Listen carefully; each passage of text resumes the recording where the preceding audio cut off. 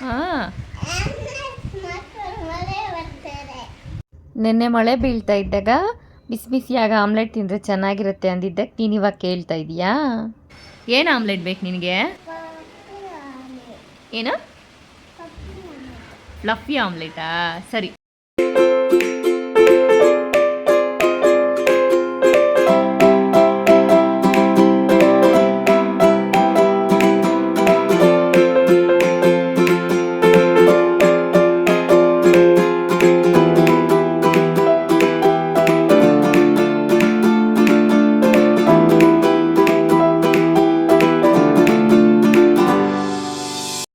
ಅವಳಿಗೆ omelette ತಿನ್ಬೇಕಂತ ಅನ್ನಿಸ್ತೇನೆ. So ಅದಕ್ಕೋಸ್ಕರ ನನ್ನ ಡೈಲಾಗ್ ನನಗೆ ಹೊಡೆದು ಇವತ್ತು ಆಮ್ಲೆಟ್ ಮಾಡಿಸ್ಕೊಳ್ತಾ ಇದ್ದಾಳೆ.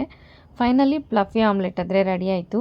ವಿಡಿಯೋ ಇಷ್ಟ ಆಗಿದ್ದಲ್ಲಿ ಲೈಕ್ ಮಾಡಿ, ಶೇರ್ ಮಾಡಿ, ನಮ್ಮ ಚಾನಲ್ನ ಸಬ್ಸ್ಕ್ರೈಬ್ ಮಾಡ್ಕೊಳ್ಳಿ. Thank you.